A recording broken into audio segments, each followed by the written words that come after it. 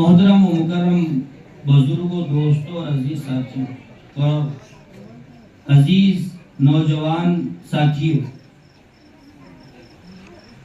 अल्लाह रब्बुल जलाल का बहुत बड़ा एहसान, करम, शुक्र, फजल, मेहरबानी हुई कि अल्लाह तबारक व तआला ने मुझे और आपको प्यारे आका मदनी करीम मोहम्मद अरबी सल्लल्लाहु अलैहि वसल्लम की सीरत के जलसे में बैठने की तौफीक अता फरमाई। ये मालिक का बड़ा इनाम और एहसान है। और हम सीरत के जलसे में आए हैं, ये हमारी प्यारे आका मदनी करीम मोहम्मद रसूलुल्लाह सल्लल्लाहु अलैहि वसल्लम से मोहब्बत की बड़ी निशानी है कि हम अल्लाह के नबी सल्लल्लाहु अलैहि वसल्लम से बहुत ज्यादा मोहब्बत करते हैं। अल्लाह के नबी सल्लल्लाहु अलैहि वसल्लम ने फरमाया ना, हदीस के अंदर है, बुखारी और मुस्लिम के अंदर भी रिवायत है, अल्लाह के नबी ने फरमाया ला युमिनु अहदुकुम हत्ता अकून अहब्बा इलैहि मिन वालिदिही व वलदिही वन नासी अजमईन। कोई मुसलमान उस वक्त तक सच्चा पक्का मुसलमान हो ही नहीं सकता जब तक के उस मुसलमान के दिल में प्यारे आका मुहम्मद रसूलुल्लाह सल्लल्लाहु अलैहि वसल्लम की मोहब्बत, उसके माल, उसकी औलाद, उसके घर वाले, उसके माँ बाप से ज्यादा ना हो। तमाम दुनिया की चीजों से ज्यादा मोहब्बत किसकी होना चाहिए भाई? बोलो, किसकी होना चाहिए? प्यारे आका मुहम्मदुर रसूलुल्लाह सल्लल्लाहु अलैहि वसल्लम से होना चाहिए। और मोहब्बत ऐसी, ये सिर्फ नाम वाली मोहब्बत नहीं कि वो शायर ने कहा ना, नबी का नाम आए हो तो झूम जाए हो। नबी का नाम आया है तो आंखें को हाथ लगा दे रहे, सीने पे हाथ रख रहे, खड़े हो जा रहे, ठीक है, अदब के लिए बेहतर है। लेकिन शायर ने कहा कि नबी का नाम आए हो तो घूम जाए हैं, और नबी का काम आए हैं तो नबी का नाम आए हो तो झूम जाए हो। झूम रहे नबी का नाम आते ही, और नबी का काम आए हो तो घूम जाए हो। काम नहीं जमता, नाम बड़े शौक से करेंगे। तो हमको, मुझे और आपको नबी पाक सरकार दो आलम सल्लल्लाहु अलैहि वसल्लम से कैसी मोहब्बत होनी चाहिए? अगर इसकी कोई मिसाल हमारे सामने नहीं होती तो हम मोहब्बत के मीम को भी नहीं समझ सकते थे। दुनिया जहान के अंदर जितनी मोहब्बतें होती है ना मेरे अजीजों, सबसे ज्यादा मोहब्बत के लायक और फाइक मेरे और आपके आका मुहम्मद रसूलुल्लाह सल्लल्लाहु अलैहि वसल्लम की जात है। क्यों? इसलिए कि ये अल्लाह के भी हबीब है, अल्लाह भी इनसे मोहब्बत करते हैं। और अल्लाह ने शर्त लगाई है, नबी जी जो आपसे मोहब्बत करेगा मैं उससे मोहब्बत करूंगा, जो आपका दुश्मन वो मेरा दुश्मन, जो नबी का दुश्मन वो अल्लाह का भी दुश्मन, और जो नबी से मोहब्बत करेगा वो अल्लाह से भी मोहब्बत करने वाला खुद ब खुद हो ही जाएगा इंशाअल्लाह। सहाबाए किराम ने मेरे अजीजों नबी पाक सरकार दो आलम सल्लल्लाहु अलैहि वसल्लम की मोहब्बत कैसी होनी चाहिए ये हमको बताया है। मैंने और आपने अपने उलमाए किराम से सीरत को नहीं सुना, सहाबाए किराम के वाकयात को नहीं सुना। हम ये मस्जिद के अंदर जो तालीमात होती है हमारी, हम उसको फुजूल समझते हैं। नमाज के बाद मस्जिद के अंदर से फौरन निकलने को हम बहुत बड़ा काम समझते हैं, बगैर दुआ के निकल जाने को बहुत बड़ा तीर समझते हैं हम। हालांकि ऐसे निकल जाने वालों के ऊपर शायर ने क्या बड़ी बात कही है। शायर ने कहा है कि आदी हो गया मैं गुनाहों का इस कदर, मैं बहुत छोटे मोटे अशार बोलता हूँ, समझने वाले अशार। अल्लामा इकबाल के अशार की फाइल खुल जाएंगे आपके सामने, सब सिर से उड़ेंगे, ऊपर से आएंगे। इसलिए ऐसे अशार जो हमारे काम के हो। शायर ने क्या बड़ी बात कही उन लोगों के लिए जो इमाम साहब के सलाम फेरने का इंतजार करते। कैसे? मोबाइल बज रहा जेब में, अब इसको फिक्र लगे वाली है, इन अत्तहियात लंबा करते क्या, दरूद शरीफ खींचते क्या, दुआए माज़रा बहुत तजवीज से पढ़ रहे, जल्दी रोज सलाम भेज देते, आज क्यों लेट हो रहे? फोन बज रहा ना, इस वास्ते चालू है ये सब चीजें।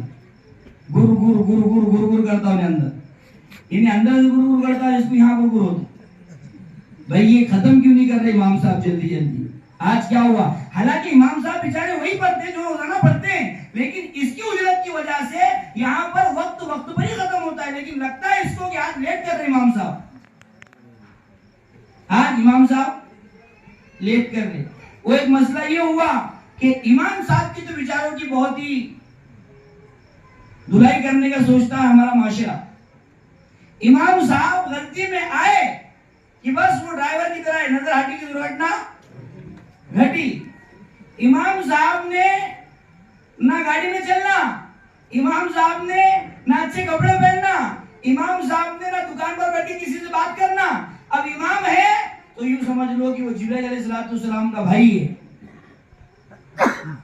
एक इमाम साहब बेचारे, हमारे मुफ्ती साहब की नजर ये वाकया करना चाहता हूं मैं कि एक इमाम साहब बेचारे गरीब शरीफ बेचारे मौलाना हारून साहब की वजह से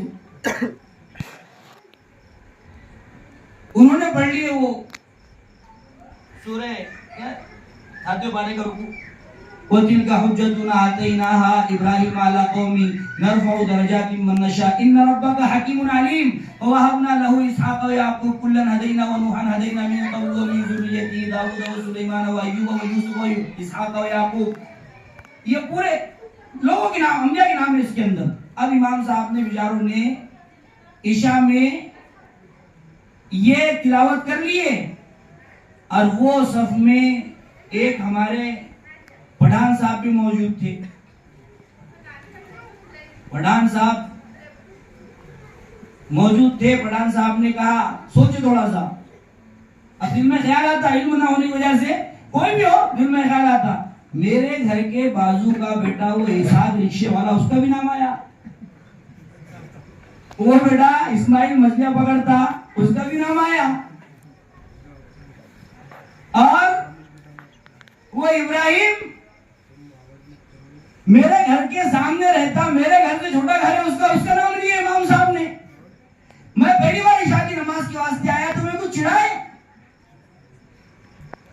सब लोगों को जान दिया, इमाम साहब पर आगे बैठा।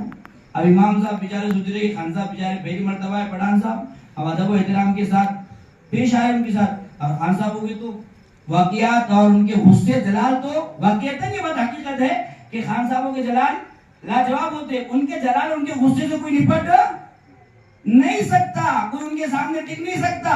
अब इमाम साहब बेचारे बोले कि भाई खान साहब पहली मर्तबा आए, बहुत एहतियात से पेश आना पड़ेगा, अगर इनके साथ टेढ़े आए तो कल से नहीं आएंगे इन्हों। अब उनको क्या मालूम था कि खान साहब के जहन में कुछ और ही चल रहा, इसलिए पठान साहब आगे बैठे और बोले इमाम साहब क्या मसला है? इमाम साहब ने क्या हुआ हजरत हाजी साहब? नहीं यार, बोले तुमने सबका नाम लिया, मेरा नाम लिया नहीं। बोले एक काम करो, बोले अगर फजर की नमाज में अपना नाम नहीं आया कि बात खत्म हो जाए। अब इमाम साहब बोले भाई ये पठान लाओ कहाँ से नमाज में? पठान है क्या?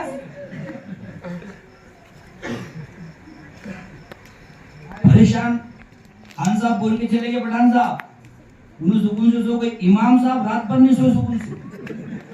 अब फजर तो जाना पड़ता पढ़ाने के वास्ते, अभी लोग कभी नहीं आते, लेकिन नाम सुनने के वास्ते आते सुबह में, पक्का मालूम है। क्या करना, रात भर बेचारे ऐसे तैसे करोड़ा। बेगम पूछ रही क्या हुआ हजरत, तबीयत खराब है? नहीं नहीं नहीं कुछ भी नहीं, सब ठीक है, बस एक मसला है, इंशाल्लाह वो हल हो जाएगा सुबह में। सुबह पहुंचे और इमाम साहब के आने से पहले अजान होते बराबर खान साहब मौसम के बाजू में बैठे वाले। इमाम साहब को सर्दी में पसीना शुरू होगा। अरे तो कभी नहीं आते, आज आई भी तो 3 जाके बैठ गए, कम से कम जमात के टाइम पे तो आना था। मैं बोलता था कि भूल कर तो देखा नहीं। जैसे ही मस्जिद के अंदर दाखिल हुए खान साहब मैं हूँ बैठे वाला। इमाम साहब बेचारे याद गया नहीं। सुन्नतें पढ़े ऐसी थे, सुन्नतों के अंदर भी पढ़ा नहीं चला, सुन्नतों के अंदर भी सूरह फातिहा एक बार पढ़ा नहीं चला। सूरह फातिहा मुकम्मल, सुन्नतें मुकम्मल करके जब नमाज के वास्ते खड़े हुए, तकबीर इमाम थे, मौजन साहब ने इकामत जैसी बोले, पठान साहब ने तकबीर पढ़ने से पहले एक बार तो भाव करे अपन पीछे खड़े वाले। अब इमाम साहब ने पहली रकात तो पढ़ ली, अब मौत पठान साहब को मालूम हुआ कि दूसरी रकात मुकम्मल होती। सूरह फातिहा खत्म हुआ कि पठान साहब ने हाउ करे, क्यों नाम नहीं आ रहा मेरा अभी तक। अब इमाम साहब ने शुरू करे, बोले आतिम, इमाम साहब ने शुरू करे, सूरह फातिहा पढ़े, अब क्या मरता क्या ना करता, शुरू करे अल पठान वल पठान। मुझे मौलाना खड़े वाले थे, अरे हजरत ये नहीं है कुरान में, चुप रही है मेहरबान, खतरे में है मेरी जान अल्लाह। अल अमान वल हफीज। हमने अपने आइमा को यहाँ तक लाके पहुंचा दिया, अपने इमामों को अपन क्या करें यहाँ तक लाकर। ये तो एक पठान है, पठान का मसला ही नहीं, हम में से हर किसी का मसला यही है, हम में से हर किसी का मसला यही है कि इमाम साहब सलाम फेरना और हम बाहर निकलना। इमाम साहब ने सलाम फेरे भी नहीं, इसका फोन बज रहा।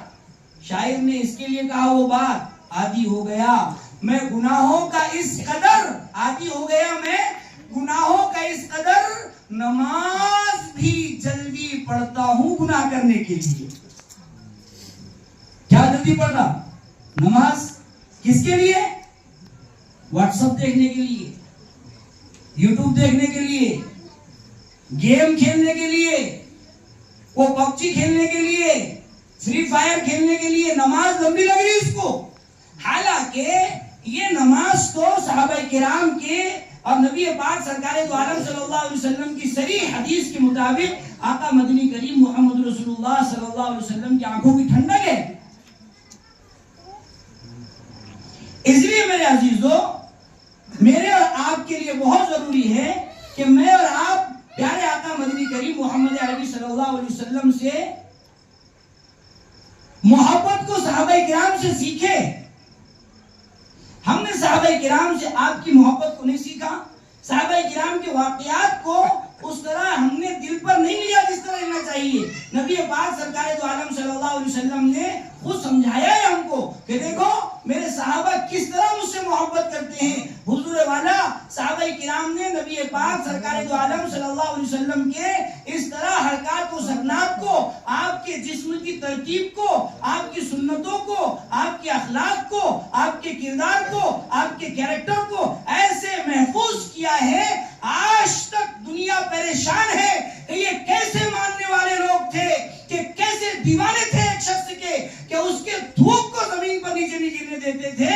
जब वो वजू करता और कुल्ली करता तो पानी जमीन पर गिरने से पहले सहाबाए किराम के हाथ पर गिरता और सहाबाए किराम अकीदत में उसको अपने जिस्म से मल लिया करते थे। हमारी मोहब्बतें कैसी है? नाम की मोहब्बतें, काम की मोहब्बतें नहीं है। मुझे और आपको, हमें और आपको आशिक़े रसूल अगर बनना है ना मेरे अजीजों, तो सहाबाए किराम की जिंदगियों को सामने रखना पड़ेगा।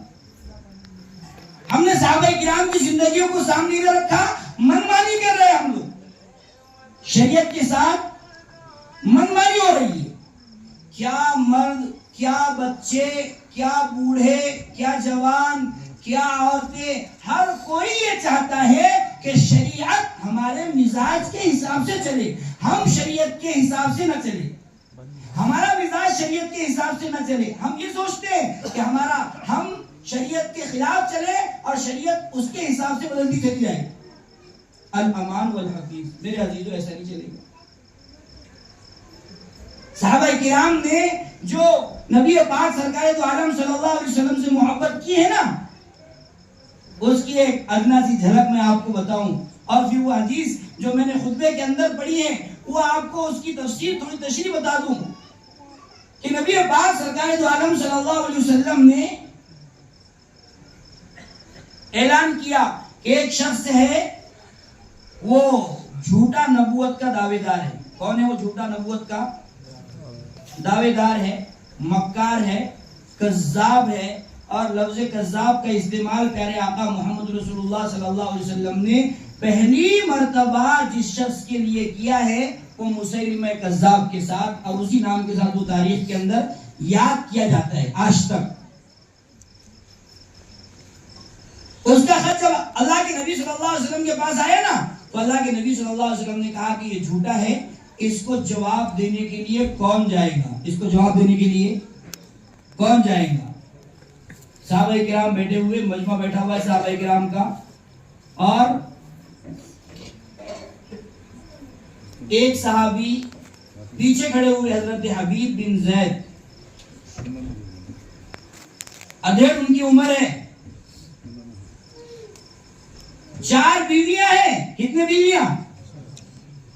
4 बीवियां और लगभग 16-17 बच्चे। कितने बच्चे? 16-17 बच्चे।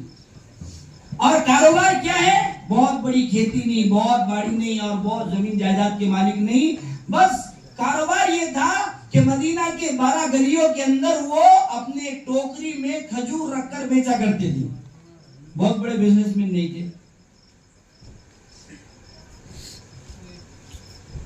अल्लाह के नबी ने जैसे ऐलान किया ना, वो खजूर खा रहे थे पीछे बैठकर, आखिर सफ में बैठकर खजूर खा रहे थे। अल्लाह के नबी का मजमा ऐसा था कि अल्लाह के नबी के सामने जब सहाबा बैठते थे ना, तो अल्लाह के नबी के आंखों में आंख मिलाने की किसी की हिम्मत नहीं थी। हुजूर वाला सहाबाए किराम फरमाते हैं कि हमारा जी चाहता था कि हम अल्लाह के नबी सल्लल्लाहु अलैहि वसल्लम को जी भर के देखें, लेकिन जैसे ही अल्लाह के नबी हमारी तरफ नजरें उठाते, मजाल नहीं थी कि हमारी नजरों में, कि हमारी नजरें आपकी नजरों से मिल जाती, फौरन नीचे हो जाती हमारी नजर।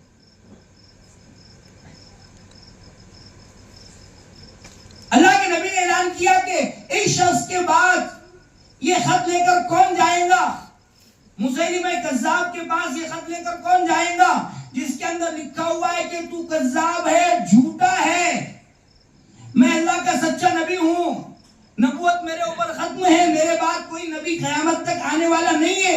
अब अल्लाह के नबी सल्लल्लाहु अलैहि वसल्लम के बाद जो नबूवत का दावा करेगा वो झूठा है, कज़्ज़ाब है। उलमा ने यहां तक लिखा है, अगर कोई शख्स आप लोगों के सामने ये कहे मैं नबी हूं, और आप में से कोई ये पूछे कैसे कैसे, सिर्फ इतना पूछे, तो फरमाया जरूरत है कि तजदीद ईमान किया जाए, ईमान से खारिज हो गया बंदा।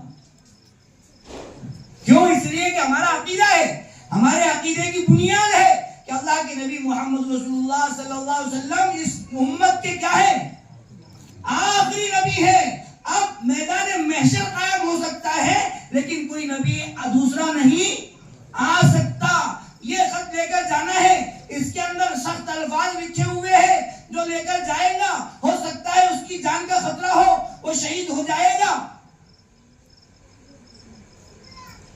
हजरत हबीब बिन ज़ैद खजूर खा रहे थे, अल्लाह के नबी जैसे जुबान अल्फाज खत्म हुए कि ये खत लेकर कौन जाएगा, फौरन खड़े हुए पीछे से, या रसूलल्लाह मैं तैयार हूं, मैं लेकर जाऊंगा। खजूर खा रहे थे ना, तो खजूर के कुछ जर्रात सहाबाए किराम के चेहरों पर जाकर गिरे, मुंह से बात करने की।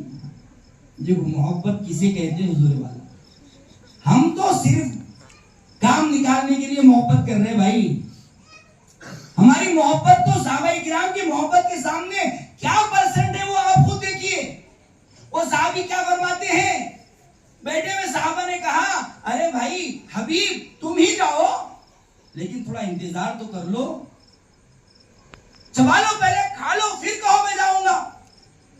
क्या प्यारा जवाब दिया, कहा क्या रे भाइयों तुम्हें क्या पता, मुझे डर लग रहा था कि ये खजूर चबाने में जितना वक्त वेस्ट होगा ना, हो सकता है कि इतने वक्त में ये अहम जिम्मेदारी किसी और को मिल जाए, इसलिए मैंने इतनी उजरत की, माफ करना कुछ गलती हो गई हो तो।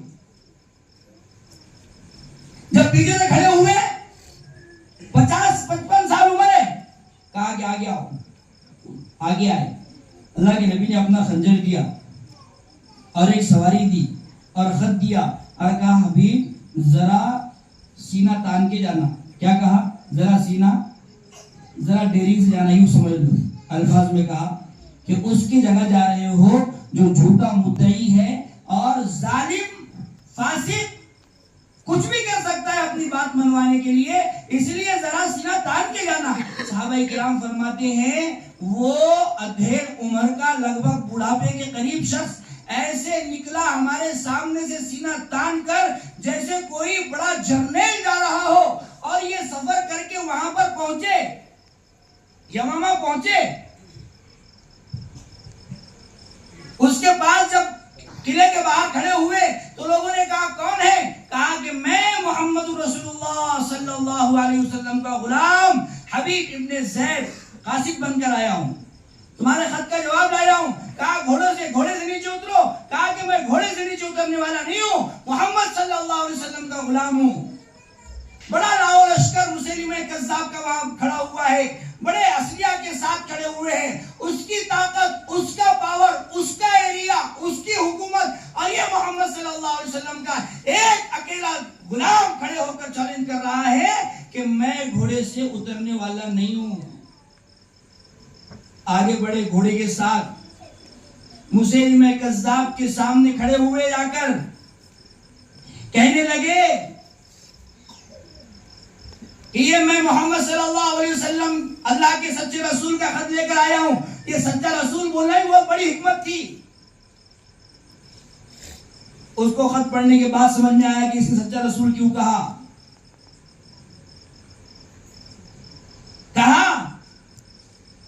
कि वो खत अपने बाजू में खड़े हुए शख्स को दिया। बादशाहों का रिवाज था कि पहले जमाने में बादशाह खुद नहीं पढ़ा करते थे, एलानिया तौर पर पढ़ा जाता था। एक शख्स खड़े होकर बाज़ाब्ता पढ़ता था।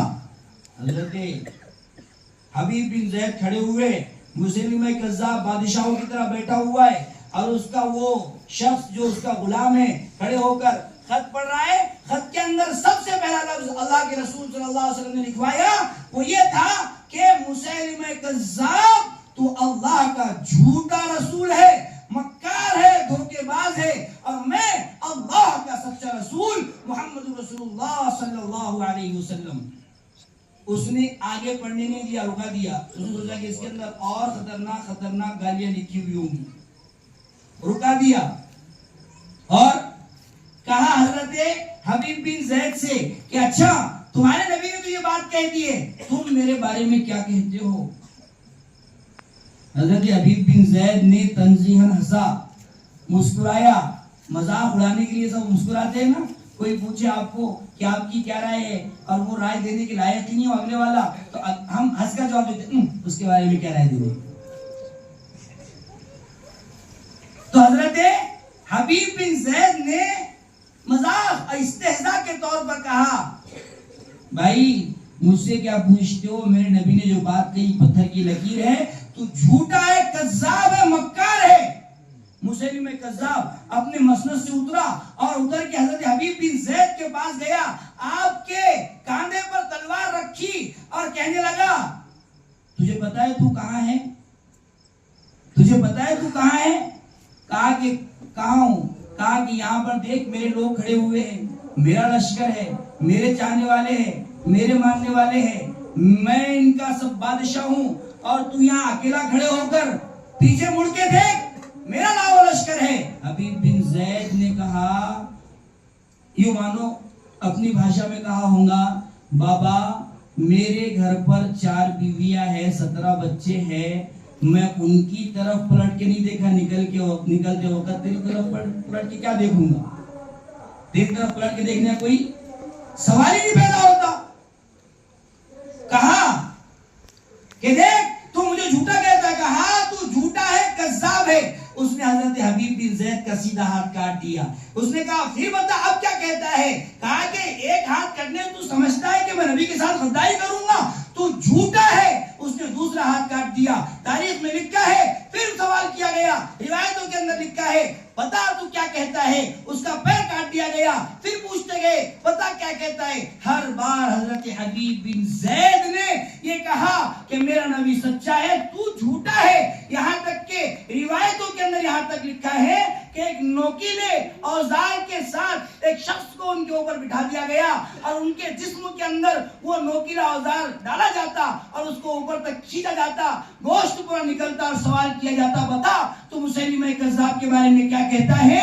हबीब बिन ज़ैद ने मरते दम तक और शहीद होने तक ये कहा कि बस मैं मोहम्मद सल्लल्लाहु अलैहि वसल्लम को सच्चा और तुझको झूठा नबी मानता हूं। तू झूठा है, जान दे दी लेकिन ईमान नहीं दिया, अकीदे का सौदा नहीं किया। अल्लाह के नबी ने यह भी सिखाया था कि जान अगर देने का वक्त आए तो जान दे देना। थोड़ी देर के लिए अगर किसी चीज को इकरार कर लो तो कोई मसला नहीं, बाद में आकर तौबा भी कर ले सकते हैं, ईमान अगर कल्ब अगर मुतमईन ईमान पर हो।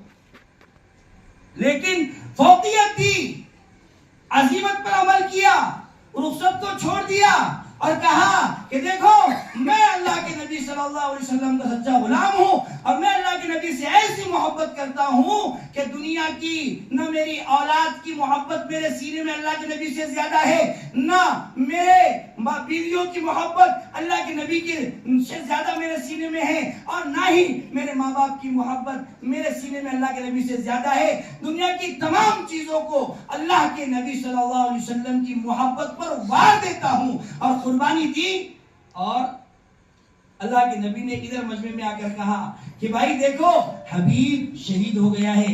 एक शख्स रास्ते से गुजर रहा था, हजरत हबीब बिन ज़ैद की वालिदा मिली और कहने लगी कि लोगों ने उससे कहा माई तेरा बेटा शहीद हो गया है, तेरा बेटा शहीद हो गया है। नबी पाक सरकार दो आलम सल्लल्लाहु अलैहि वसल्लम के नाम ले लेकर दुनिया से रुखसत हुआ है। अभी नबी ने हमको बशारत सुनाई है कि वो अल्लाह के रास्ते में शहीद हो गया है। किसी ने तंज़ीहन भी कहा तो उस माँ ने कहा कि मुझे शर्फ बख्शा मेरे बेटे ने कि इसी दिन के लिए मैंने उसको दूध पिलाया था। किस लिए? इसी दिन के लिए उसको मैंने दूध पिलाया था। हमारी मोहब्बतें देखो ना भाई, हम अल्लाह के नबी की मोहब्बत का हक अदा नहीं कर रहे। हम अपनी फुर्सतों में दीन को तलाश करते हैं। सहाबा किराम दीन के इतने मसरूफ तरीन शख्सियात थे कि उनको दुनिया के काम उसके अंदर नजर ही नहीं आते थे। हम इमाम साहब को टाइम देंगे, हम दावत के अहबाब गश्त करने वालों को, अल्लाह के रास्ते में निकलने वालों को टाइम देंगे कि अभी हमारा सीजन का टाइम है, अभी हमारी पैदावार का टाइम है, अभी हमारे निकलने का टाइम है, अभी हम नहीं निकल सकते। सहाबाए किराम ने ये सारी चीजों को अपने जूते की नोक पर रखकर ये कहा कि अल्लाह के नबी की बात का कोई समझौता नहीं हो सकता। अल्लाह के नबी ने कह दिया करना है बस करना है, करके गुजरे। मेरे अजीजों, मुझे और आपको बहुत जरूरी है कि मैं और आप अल्लाह के नबी सल्लल्लाहु अलैहि वसल्लम से ऐसी दीवानावार मोहब्बत करें। मैंने हदीस बताया ना आपको कि जब तक ऐसी मोहब्बत अल्लाह के नबी सल्लल्लाहु अलैहि वसल्लम की हमारे दिलों में नहीं आएंगी उस वक्त तक हमारा ईमान मुकम्मल ही नहीं होगा। हमारे उलमा किराम यहाँ बैठे हुए हैं, आप पूछ सकते हैं मुफ्ती हकीमुद्दीन साहब से क्या अल्लाह के नबी की मोहब्बत के बगैर ईमान मुकम्मल हो सकता है? कभी भी नहीं हो सकता। इसलिए मेरे अजीजों, मेरे और आपके ऊपर बहुत जरूरी है कि हम इन उलमा से, अपने आइम्मा से नबी पाक सरकार दो आलम सल्लल्लाहु अलैहि वसल्लम की सीरत को पढ़े, अल्लाह के नबी सल्लल्लाहु अलैहि वसल्लम की सूरत को पढ़े और अल्लाह के नबी सल्लल्लाहु अलैहि वसल्लम की मोहब्बत अपने दिलों में पैदा करे। वरना मेरे अजीजों, जिंदगी तो खत्म हो रही है, खत्म हो ही जाएगी इंशाअल्लाह। ऐसी भी खत्म हो रही है, वैसी भी खत्म हो जाएगी। क्यों मोहब्बत के लायक है हमारे नबी सल्लल्लाहु अलैहि वसल्लम? इसलिए कि ऐसा नबी दुनिया में कोई आया ही नहीं और कयामत तक कोई आने वाला भी नहीं। कोई नबी नहीं आएगा मेरे भाई। हमारे नबी की मोहब्बत का तकाजा यही है कि हम ये कहें कि हमारे नबी के सिवा अब दुनिया में कोई नबी नहीं आएगा। जितनी लायक ताजीम और जितना ही अदब और एहतराम के लायक अगर कोई है वो मोहम्मद सल्लल्लाहु अलैहि वसल्लम की जात बाबरकत है। बेशुमार कुर्बानियां मेरे और आपके लिए प्यारे आका मदनी करीम मोहम्मद रसूलुल्लाह सल्लल्लाहु अलैहि वसल्लम ने दी है। मेरे बेशुमार कुर्बानियां, आपका पूरा खानवादा मुझको और आपको इन कैफियत के अंदर देखने के लिए, मेरे और आपके सरों पर टोपियां, मेरे और आपके चेहरों पर दाढ़ियां, मेरे और आपके लिबासों को सुन्नत रसूलुल्लाह सल्लल्लाहु अलैहि वसल्लम से मुज़य्यन देखने के लिए सारे घराने ने खानवादे नबूवत में बड़ी बड़ी कुर्बानियां की। हुजूर वाला, मैंने और आपने उन कुर्बानियों को नहीं समझा, उन कुर्बानियों को नहीं पढ़ा, तो हमको एहसास नहीं है कि ये दीन हम तक कैसे पहुंचा है। हम समझते हैं कि हमारे बाप दादा मुसलमान थे इसलिए हम मुसलमान हैं। मेरे अजीजों, वो तमाम की तमाम वाक़ियात जो फज़ाइल अमाल के अंदर लिखे हुए वो तो पढ़ो, वो तो देखो हिकायत सहाबा के अंदर हज़रत शेख ने कैसे वाक़ियात लिखे हैं, हयातुस सहाबा के अंदर कैसे वाक़ियात लिखे हैं। अल्लाह के नबी की मोहब्बत मेरे और आपके दिल में उस वक्त जब तक पैदा नहीं होगी जब तक हम सहाबा किराम के वाक़ियात को नहीं पढ़ेंगे, अल्लाह के नबी की सहाबा के कुर्बानियों को जब तक नहीं पढ़ेंगे, जब तक समझ में नहीं आएगा। छोटे छोटे बच्चे कुर्बानियां पेश कर रहे, आपके सामने ये हदीस कई मर्तबा आए होंगी फज़ाइल अमाल के अंदर। हजरत मुआज़ और मुआविज़ का वाक़िया,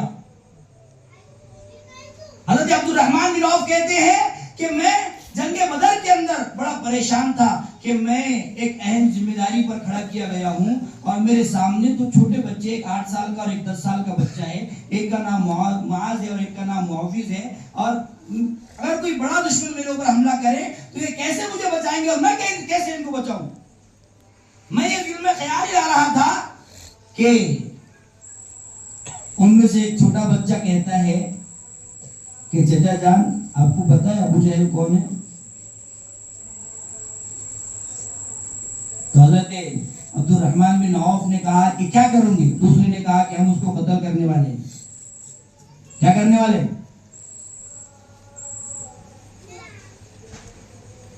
तो हज़रत अब्दुर्रहमान कहने लगे, अरे भाई उसके पास बहुत बड़ी सिक्योरिटी है, बहुत सारे लोग हैं उसके आसपास। तो कहने लगे हमने अपनी अम्मी से वादा किया है, हमारी अम्मा ने कहा है कि बेटा वो अबू जहल है और वो अल्लाह के रसूल को गालियां देता है, उसका किस्सा तमाम कर देना, उसका किस्सा तमाम कर देना। हज़रत अब्दुर्रहमान फरमाते हैं जैसे ही मैंने कहा कि वो है अबू जहल, फरमाते हैं कि चश्मे ज़दन में वो ऐसे शाहीन की तरह उड़े और जाकर ऐसे कारी ज़र्ब लगाई उस पर कि वो घोड़े से नीचे गिर गया। एक का हाथ कट गया, हजरत मुआज़ का हाथ कट गया, लेकिन उसको कैफरे किरदार तक पहुंचाया।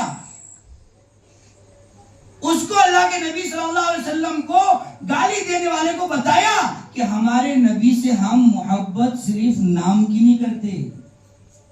ये आई लव मोहम्मद का जो मसला चला है ना हुजूर वाला, ये भी एक मसला है, थोड़ा जज्बाती मामला है कि जज्बात के अंदर नौजवान लिखकर लगा रहे आई लव मोहम्मद, लगा दिया जाए, कोई मसला नहीं। अल्लाह के नबी से मोहब्बत जरूरी है, चाहे वो इंग्लिश में क्यों ना हो, चाहे वो इंग्लिश में क्यों ना हो, लेकिन अल्लाह के नबी जो दुनिया की तमाम भाषाएं अल्लाह का रसूल जानता है, अल्लाह का रसूल जानते हैं अल्हम्दुलिल्लाह, लेकिन अल्लाह को भी और अल्लाह के रसूल को भी क्या पसंद है? इंग्लिश या अरबी? बोलो ना, क्या पसंद है? अरबी। अगर इंग्लिश पसंद होती तो कुरान कहाँ में होता? इंग्लिश में होता। अरबी पसंद है इसलिए कुरान कहाँ है? अरबी में। मोहब्बत का तकाजा ये है कि हम में से हर एक बंदा नबी पाक सरकार दो आलम सल्लल्लाहु अलैहि वसल्लम पर रोजाना 25-25 हजार मर्तबा दरूद शरीफ पढ़ा करे। कितने मर्तबा भाई? 25। ये नाम मेरे और आपके होने से इस नाम को कोई नुकसान नहीं पहुंचा सकता, समझ रहे? मैं और आप अगर इसका बोर्ड लेकर खड़े हो ना आई लव मोहम्मद, तब भी कोई नुकसान नहीं पहुंचाएगा। और मैं और आप ये सोचकर खड़े होंगे कि भाई क्या करने का, अपने को कौन करते, जो करने का है वो करेंगे, तब भी उसको कोई नुकसान नहीं पहुंचा सकता। क्यों? इसलिए कि दुनिया के अंदर सबसे ज्यादा रखे जाने वाला नाम मोहम्मद सल्लल्लाहु अलैहि वसल्लम का नाम है। आज की कंडीशन में, आज की तारीख में कारी साहब, आज की कंडीशन में 15 करोड़ 55 लाख लोगों का नाम मोहम्मद सल्लल्लाहु अलैहि वसल्लम। कितने लोगों का? 15 करोड़ 55 लाख लोगों का नाम क्या है? इतना नाम किसी का भी नहीं है, इतना नाम किसी का भी नहीं है हुजूर वाला, ये बात याद रखियो। अल्लाह ने आपके आवाज़े को बुलंद करने की जिम्मेदारी खुद ले रखी है, इसलिए फरमाया वरफ़अना लका ज़िक्रक, हमने आपके आवाज़े को बुलंद किया है।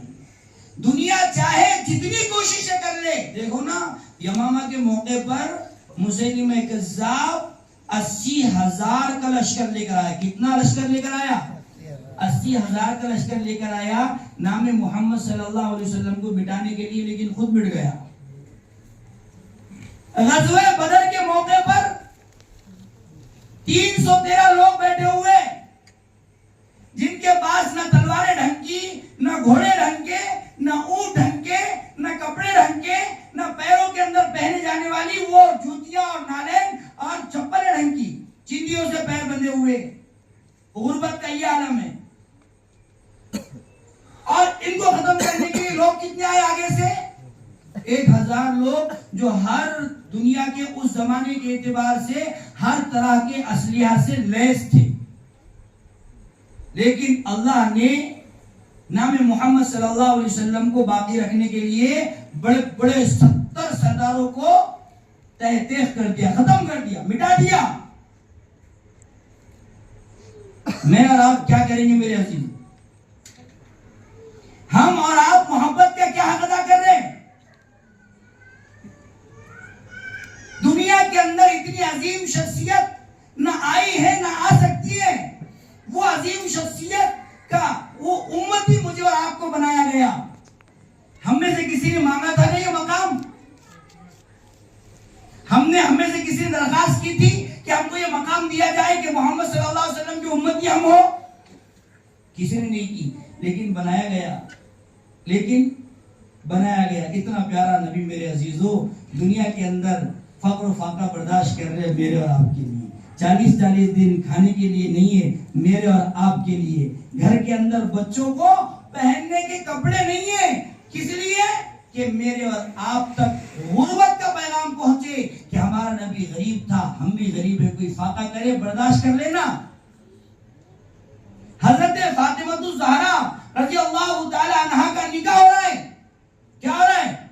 निकाह हो रहा है। और आपके विदायगी का मौका ऐसा खतरनाक, अल अमान वल हफीज की औरत कौन है?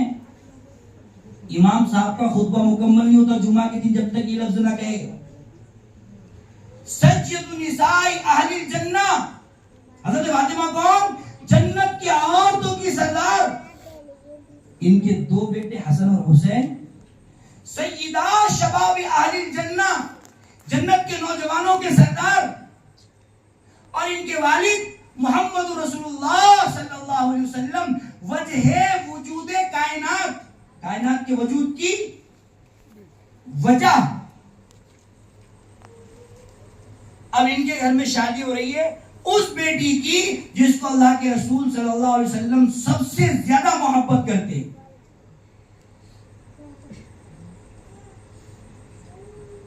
निकाह हुआ, अल्लाह के नबी ने हजरत अली से कहा, अली मैं ईशा के बाद लाकर छोड़ दूंगा अपनी बेटी। एक तरीका बताया कि निकाह ऐसे होना चाहिए। तरीका क्या बताया? निकाह ऐसे होना चाहिए कि बारात लेकर जाना और लेकर आना ये हमारे मुल्क का तरीका हो सकता है, शरीयत का तरीका नहीं है। हुजूर वाला समझ लीजिए, हमारे मुल्क का तरीका है, कौमी तरीका इसे कहा जा सकता है। शरीयत का तरीका तो ये है कि नबी पाक सरकार दो आलम सल्लल्लाहु अलैहि वसल्लम ने अपनी बेटी का निकाह पढ़ाया और कहा, अली मैं इसको लाकर छोड़ूंगा। जब विदाई का वक्त आया ना, मैं आपको ये मसला नहीं बता रहा था, मैं आपको बता रहा हूं कि कैसे फक्र फाते बर्दाश्त किए गए, कैसी गुर्बत बर्दाश्त की गई। दुनिया की सबसे अजीम बेटी और दुनिया का सबसे अजीम बाप निकाह हो रहा है इनके घर में। अगर मेरे और आपके आका सरकारे मदीना सब कह दो सल्लल्लाहु अलैहि वसल्लम चाहते तो आसमान से पके पकाए दस्तरखान उतर सकते थे कि नहीं उतर सकते थे? अगर अल्लाह के नबी सल्लल्लाहु अलैहि वसल्लम चाहते कि हजरत फातिमा के लिए जन्नत की हूरे लाइबा का लिबास अल्लाह भेजे तो आ सकता था, नहीं आ सकता था? वो तो आ सकता था ना भाई। अगर अल्लाह के नबी सल्लल्लाहु अलैहि वसल्लम चाहते तो पूरी दुनिया को, पूरे मखलूकात को इस शादी में मदऊ कर सकते थे, नहीं कर सकते थे? बोलो भाई, कर सकते थे, नहीं कर सकते थे? लेकिन अल्लाह के नबी सल्लल्लाहु अलैहि वसल्लम ने बताया कि देखो हम शादी ऐसे कर रहे हैं, तुमको भी शादी ऐसी करनी चाहिए। विदाई के मौके पर जब नबी पाक सरकार दो आलम सल्लल्लाहु अलैहि वसल्लम हजरत फातिमा को लेने के लिए घर में गए, कहा बेटी चलो मैं तुमको रुखसत करके आता हूं। क्या कहा कि अपनी अज़वाज मुतहरात उम्महातुल मोमिनीन में से कहा कि किसी के पास अगर एक अच्छी सी चादर हो तो ला कर दो, मेरी बेटी फातिमा का घूंघट बन जाए। घूंघट का लफ्ज़ इस्तेमाल कर रहा हूं मैं अपनी तरफ से। अच्छी सी चादर हो विदाई के मौके पर उसके सर पर।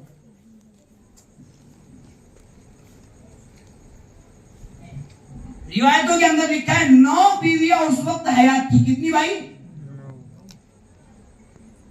9 बीवियां उस वक्त हयात थी। किसी एक ने भी वहां से हटने की और हलने की कोशिश नहीं की, क्योंकि किसी के पास भी एक अच्छा कपड़ा, बगैर पेवल वाला कपड़ा नहीं था। मेरे और आपके घर में हुजूर वाला बेटियों के घूंघट जो होते हैं ना 50-50 हजार के होते हैं। हम कौन है? मोहम्मद रसूलुल्लाह सल्लल्लाहु अलैहि वसल्लम के गुलाम। कौन है भाई? हम आका के गुलाम। और हमारे सरदार मोहम्मद रसूलुल्लाह सल्लल्लाहु अलैहि वसल्लम की बेटी का निकाह हो रहा है। कैसे? हजरत हफ्सा उठकर दौड़ती हुई गई और जाकर एक चादर लेकर आई जिसके अंदर पैबंद ही पैबंद लगे हुए थे। पैबंद ही पैबंद लगे हुए थे, लेकिन साफ धुली हुई थी। हजरत नबी पाक सरकार दो आलम सल्लल्लाहु अलैहि वसल्लम ने इस अजीम तरीन शादी में अपनी बेटी हजरत फातिमा रज़ियल्लाहु ताला अन्हा को जो चादर दी है उसके अंदर पैबंद ही पैबंद लगे हुए थे। अल्लाह के नबी सल्लल्लाहु अलैहि वसल्लम ने उस वक्त भी यही बात कही होंगी, बेटी थोड़ा सब्र तू कर ले, थोड़ा सब्र मैं कर लेता हूँ। बस ये सब्र हमारा जो हो रहा है ना, ये 2025 के अंदर और 2020 के अंदर, 2001 के अंदर, 1999 के अंदर और 1977 के अंदर, 87 के अंदर पैदा होने वाले लोगों के ईमान का मसला है। अगर तू और मैं अगर सब्र नहीं करेंगे ना तो न जाने पता नहीं वो लोग किस मंदिर की घंटियां बजाएंगे। सब्र किया मेरे और आपके लिए, फाते बर्दाश्त किया मेरे और आपके लिए, तकलीफें बर्दाश्त की मेरे और आपके लिए, हिदायत मांगते रहे मेरी और आपके लिए। घर में खाने के लिए नहीं। हजरत बिलाल कहते हैं, मुंतखब हदीस के अंदर ये रिवायत लिखी है, हजरत बिलाल कहते हैं कि 40-40 दिन हमारे ऊपर ऐसे गुजर जाते कि मेरे पास, यानी हजरत बिलाल नबी पाक सरकार दो आलम सल्लल्लाहु अलैहि वसल्लम के कैशियर थे, खादिम थे। वो फरमाते हैं 40-40 दिन हमारे ऊपर ऐसे गुजर जाते थे कि मेरे पास रोटी का इतना टुकड़ा नहीं होता जिसको बिलाल का बगल छुपा सके। किस लिए? मेरे और आपके ईमान के लिए।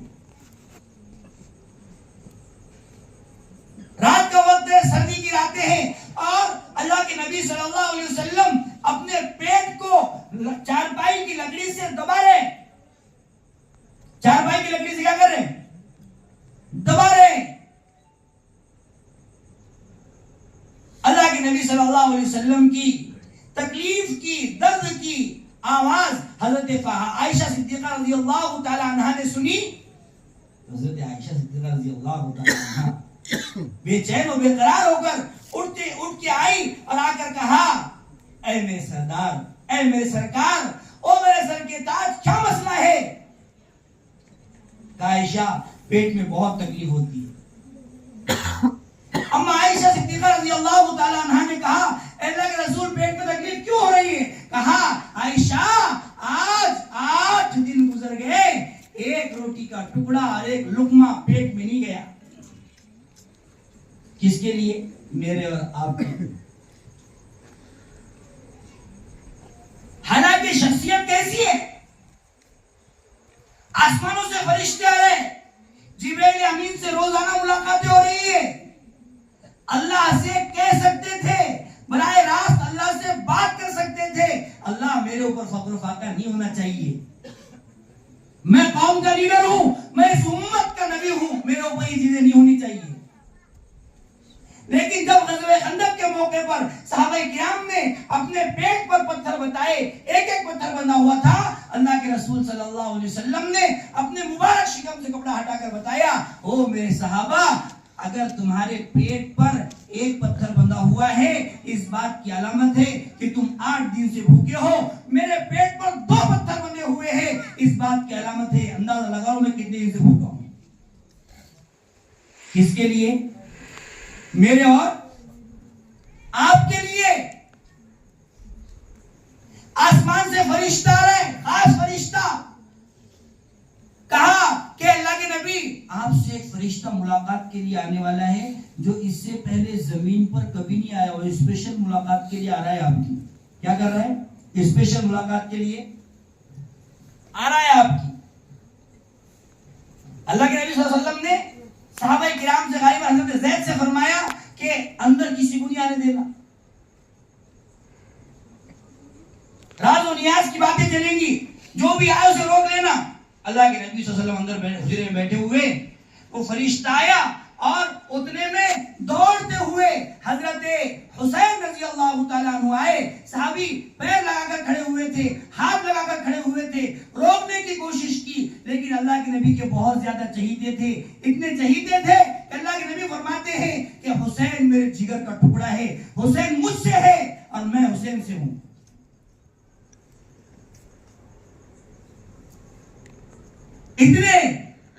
इतनी ज्यादा मोहब्बत किया करते थे कि नमाज के अंदर अगर हजरत हुसैन या हसन दोनों में से कोई आ जाए, अल्लाह के नबी सल्लल्लाहु अलैहि वसल्लम के पीठ पर सवार हो जाए सजदे की हालत में, तो अल्लाह के नबी सजदा लंबा कर दिया करते थे, उन दोनों को हटाया नहीं करते थे,